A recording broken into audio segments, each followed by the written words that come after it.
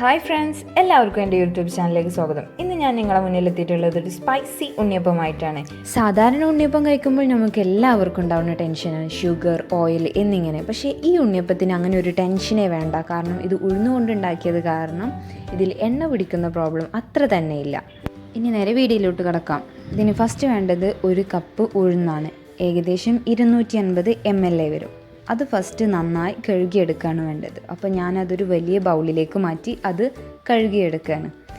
നന്നായി കഴുകിയതിന് ശേഷം അരമണിക്കൂർ നേരം ഈ ഉഴുന്ന് നമുക്ക് വെള്ളത്തിൽ കുതിർത്തി വെക്കണം. ഈ ഒരു സമയം മാത്രമേ നമുക്കിതിന് കാര്യമായി വേണ്ടുള്ളൂ. ഇത് കഴിഞ്ഞ് അരമണിക്കൂറിന് ശേഷം നമുക്കിത് അരച്ചെടുത്തതിന് ശേഷം ചുട്ടെടുക്കാവുന്നതാണ്. കഴുകി വൃത്തിയാക്കി വെച്ച ഉഴുന്നിലേക്ക് ഈ ഒരു ഉഴുന്ന് മൂടി നിൽക്കുക പാകത്തിലാണ് നമുക്ക് വെള്ളം ആവശ്യമുള്ളൂ. ആ ഒരു പാകത്തിന് വെള്ളം ഒഴിച്ച് നിർത്താം.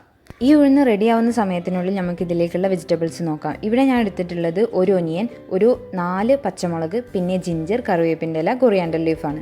പിന്നെ വെജിറ്റബിൾസ് അരിയുമ്പോൾ മാക്സിമം ചെറുതാക്കി അരിയാൻ നോക്കുക. കാരണം നമ്മൾ അതിൻ്റെ ഉള്ളിൽ ഇങ്ങനെ ഒരു ജസ്റ്റ് കടിക്കാനുള്ള പാകത്തിന് മാത്രം മതി.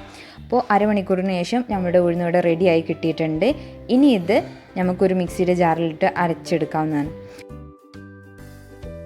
അരക്കുമ്പോൾ ഉഴുന്നിൻ്റെ പകുതി എടുത്ത് അരക്കുക. കാരണം ഓവർ എടുത്തിട്ടുണ്ടെങ്കിൽ ഉഴുന്ന് പെട്ടെന്ന് അരഞ്ഞു കിട്ടില്ല. പിന്നെ കുറച്ച് വെള്ളം മാത്രമേ അരക്കുമ്പോൾ നമ്മൾ യൂസ് ചെയ്യാൻ പാടുന്നുള്ളൂ. അത് ജസ്റ്റ് ഒന്ന് മുങ്ങി നിൽക്കുക പാകത്തിൽ മാത്രം. ഇനി ഇത് നന്നായി അരച്ചെടുക്കാം. കണ്ടല്ലോ, ഇത്ര മാത്രം വെള്ളമാണ് ഞാൻ അതിന് യൂസ് ചെയ്തിട്ടുണ്ട്. ഓവർ ഇതായിട്ടുണ്ടെങ്കിൽ നമ്മളെ മാവ് ടൈറ്റിൽ കിട്ടില്ല. ഇനി അടുത്ത പാർട്ട് അരക്കുമ്പോൾ അതിൽ കുറച്ച് അരിപ്പൊടി ചേർത്ത് കൊടുക്കണം. ഇപ്പോൾ കണ്ടില്ലേ, ഈ ബൗളിൽ കുറച്ച് അതിൻ്റെ പകുതിക്ക് മാത്രമാണ് ഞാൻ ചേർത്ത് കൊടുത്തിട്ടുള്ളത്. അത്ര മാത്രം മതി. അത് രണ്ടാമത്തെ അരപ്പിൽ ചേർത്തിട്ട് വേണം ഇനി അരച്ചെടുക്കാൻ. അതും അരച്ചെടുത്ത് ഒരു പാത്രത്തിലേക്ക് മാറ്റാം. വെള്ളം കൂടാതിരിക്കാൻ പ്രത്യേകം ശ്രദ്ധിക്കണം. ഈ ഒരു കട്ടി വേണം നമ്മുടെ മാവിന്. ഓവറായിട്ടുണ്ടെങ്കിൽ ഉഴുന്നപ്പം ശരിയായി കിട്ടില്ല. ഇനി നമ്മൾ നേരത്തെ അരിഞ്ഞു വെച്ചിട്ടുള്ള വെജിറ്റബിൾസ് ഇതിലേക്ക് ആഡ് ചെയ്ത് കൊടുക്കാം. പിന്നെ കൊറിയാണ്ടർ ലീഫ് മാക്സിമം ആഡ് ചെയ്ത് കൊടുക്കാം. അപ്പോൾ അതിൻ്റെ ഒരു ഫ്ലേവർ നല്ലതുപോലെ ഇതിന് കിട്ടും.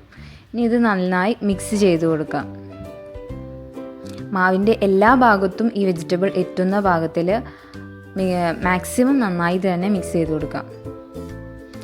ഇത് നന്നായി മിക്സ് ചെയ്തതിന് ശേഷമാണ് ഇതിലേക്ക് നമ്മൾ ആവശ്യത്തിന് ഉപ്പ് ചേർത്തത്. ഇവിടെ ഞാൻ 1 ടേബിൾ സ്പൂൺ ഉപ്പാണ് ചേർത്തിട്ടുള്ളത്. നിങ്ങളുടെ പാകം അനുസരിച്ച് നിങ്ങൾക്ക് അതിനനുസരിച്ച് ആഡ് ചെയ്യാവുന്നതാണ്. ഇനി ഒരു കുയ്യപ്പ ചട്ടി എടുത്ത് അതിൽ എണ്ണ ഒഴിച്ച് എണ്ണ ചൂടാക്കാൻ വെക്കാം. നല്ലതുപോലെ ചൂടായിട്ട് മാത്രം ഒഴിച്ചു കൊടുക്കാൻ പാടുള്ളൂ. കാരണം ഇല്ലെങ്കിൽ ഉണ്ണിയപ്പം മര്യാദക്ക് ഉള്ളു വേവില്ല. അങ്ങനെ കുറച്ച് പ്രശ്നങ്ങളുണ്ട്. അതൊക്കെ നിങ്ങൾക്ക് അറിയാവുന്നതല്ലേ. അപ്പോൾ ഇതുപോലെ എല്ലാവരും ഒഴിച്ചു കൊടുക്കുക. ഞാൻ അത്യാവശ്യം വലിയ കുഴിയുള്ള ചട്ടിയാണ്. അപ്പോൾ ഒരു കയ്യിൽ നിന്ന് 2 മാത്രം ഒഴിക്കാൻ കഴിയുള്ളൂ. അതൊക്കെ നിങ്ങളുടെ പാകം അനുസരിച്ച് ചെയ്യാം.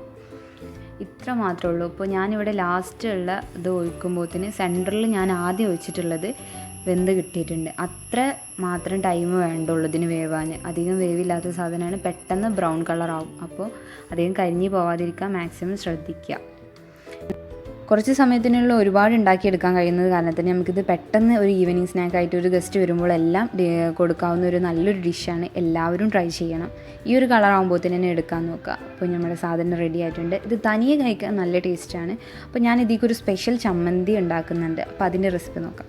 ഇതിനായിട്ട് 1 കപ്പ് തേങ്ങ, 1 ഒനിയൻ, കുറച്ച് ഗാർലിക്ക്, 5 പച്ചമുളക്, പിന്നെ പഴുപ്പ് കുറഞ്ഞ തക്കാളി, ഒരു പച്ച കളർ അല്ലെങ്കിൽ ഒരു ലൈറ്റ് മഞ്ഞ കളറുള്ള ആ ഒരു തക്കാളിയാണ് ഇതിന് വേണ്ടത്. കാരണം അതിൻ്റെ ആ ഒരു പുളിപ്പ് ടേസ്റ്റാണ് ഇതിലേക്ക് കൂടുതൽ ചേരുക. പിന്നെ ആവശ്യത്തിന് ഉപ്പ്, പിന്നെ കറിവേപ്പിൻ്റെ ഇല, മല്ലിയില, ഇത്രയും സാധനം ചേർത്ത് ഇത് നന്നായി അരച്ചെടുക്കുക. പിന്നെ അരച്ചെടുക്കുമ്പോൾ തീരെ വെള്ളം ചേർക്കാതെ വേണം അരച്ചെടുക്കാൻ. അതിന് ശേഷമാണ് ഇതിലേക്ക് ആവശ്യത്തിന് സുർക്ക ഒഴിച്ച് കൊടുക്കുക. അപ്പോൾ തീരെ വെള്ളം ഇല്ലാതെ നല്ല ടൈറ്റിൽ വേണം ഇത് അരച്ചെടുക്കാനായിട്ട്. ഇതിന് പുറമെ സോസ് ഇഷ്ടമുള്ളവർക്ക് ടൊമാറ്റോ സോസോ അല്ലെങ്കിൽ മറ്റ് ചട്ടണികളോ യൂസ് ചെയ്യാവുന്നതാണ്. കൂടുതൽ സ്യൂട്ടാവുക ഇതുപോലുള്ള ചട്ടണികളും ചമ്മന്തികളുമാണ്. അപ്പോൾ എല്ലാവരും ട്രൈ ചെയ്യാം. ഇന്നത്തെ ഈ സിമ്പിൾ ഉഴുന്നുണ്ണിയപ്പം എല്ലാവർക്കും ഇഷ്ടമായെന്ന് വിചാരിക്കുന്നു. ഇഷ്ടമായെങ്കിൽ എല്ലാവരും ലൈക്ക് ചെയ്യുക. അതുപോലെ തന്നെ നിങ്ങളുടെ അഭിപ്രായം കമൻറ്റ് ചെയ്യുക.